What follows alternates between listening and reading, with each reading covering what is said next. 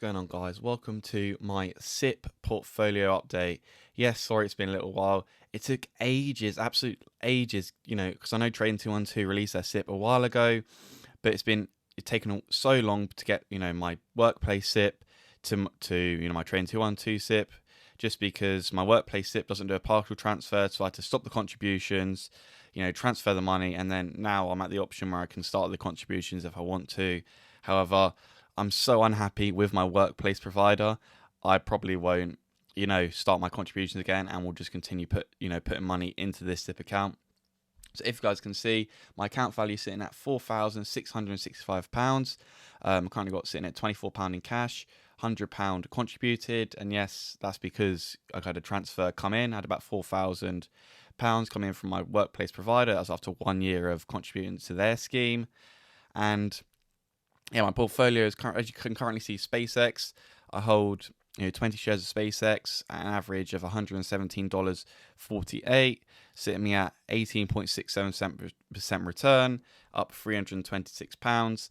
Now, I did buy my first SpaceX share after earnings, and it had a drop after earnings. The first share I bought was about 115, 114, and I just was like, this is a great earnings. I want to hold this company. Obviously, the reason why I was holding off for so long was because of a SpaceX Tesla merger, and I was like, okay, I'll get exposure to SpaceX that way.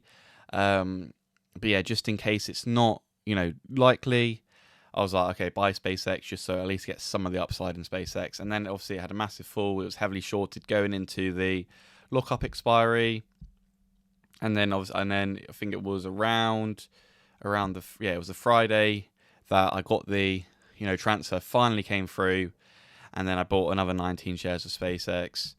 And then it just rallied, a bit of a short squeeze, and now I'm up 18.67%. Obviously, I didn't try and time the market. I was like, just earnings were good. I know people saying that they lost money, but just a long-term picture, what they're developing, the free Starlink satellites, their data centers in space. And I know, they've been delayed in the past with, especially with Tesla. Tesla got massively delayed, and a lot of stuff is being priced in for Tesla.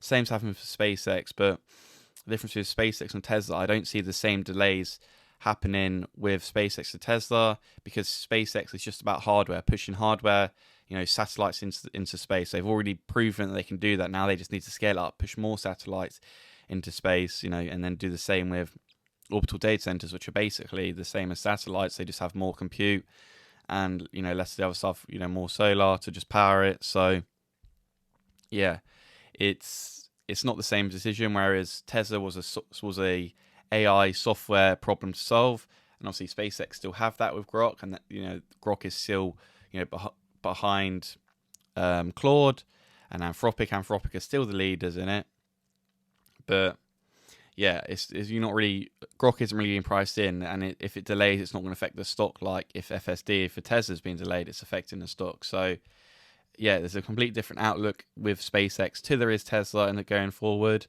like I said, they are just hardware constrained. They're waiting for those GPUs, and then they're going to launch them. And what they said in the earnings call, there's less than a 1 year payback for some of these AI data centers that they're pushing to space. So yeah, that is insane. Less than 1 year to get the money back. It's still a recurring revenue. You can depreciate the asset on the balance book. It's very bullish for that business if the demand holds up. Now, that is the one risk with SpaceX. Obviously, guys, not financial advice. Do your own research, but that is the one. If AI isn't as profitable as everyone makes out, and that people don't need as much compute, and SpaceX have just pushed a load of compute into the air, they have massive amounts of data centers. And Elon was saying the cost per watt of compute is between $30 and $50, annually if you were to rent it out. And if that falls all the way down to $5, just because the demand falls off a cliff, or supply just massively outweighs demand, you see it's not just SpaceX doing the compute race. It's you got Meta that said they're going to start renting out compute. You've got IRN, Nebulous, CoreWeave. So you've got lots of other companies doing this business model, and if they become so much supply and there just isn't enough demand, obviously Elon's very bullish on demand. But yeah, that is one risk. And another company that I hold in the SIP account, 20 shares of Palantir. yeah, I just bought on the Friday. As soon as I got the SIP money come through from my pension provider, and up 9.54%. Got 20 shares of that. And yeah, no need to go into Palantir. They had absolutely amazing earnings. You guys know what I did a whole video, detailing why I'm, got Palantir and why I'm going to buy more. So I got 20 shares in my SIP account, and I've got 24 shares in my ISA account. So yeah, current account value is sitting at £4,665, and yeah, because the both positions, I've had this account for a short period of time, just because I was waiting. It took like 3 months to get this transfer, because stupid Nest doesn't allow partial transfers. You have to do a full transfer. So I was waiting a long time to do this transfer. Obviously, I did put £100 in, just because I wanted to buy like at least one share of SpaceX after earnings. And then once I got the transfer finally come in, just basically effectively 50-50 SpaceX Palantir. What I found funny is that literally the day, because it had a massive run up that day, it was showing like an annualized return of 543%, which was, I thought was a bit funny. But yeah, it's come back down then as the more days have gone on, down to 364%.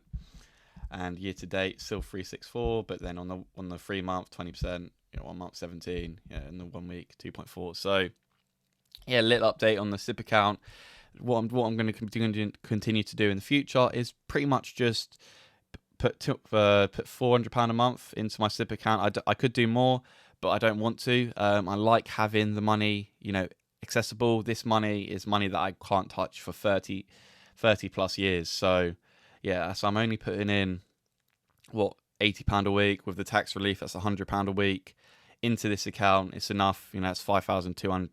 Well, it's less than that, but yeah, it should be enough to keep me under the 50,000 a year tax bracket. If I earn more, I will put slightly more into it just to bring me down below. So I'm getting a little bit more tax relief than just a normal 25%. But that's potentially going to change in 2027 anyway, when they say when they limit the amount of relief you can get.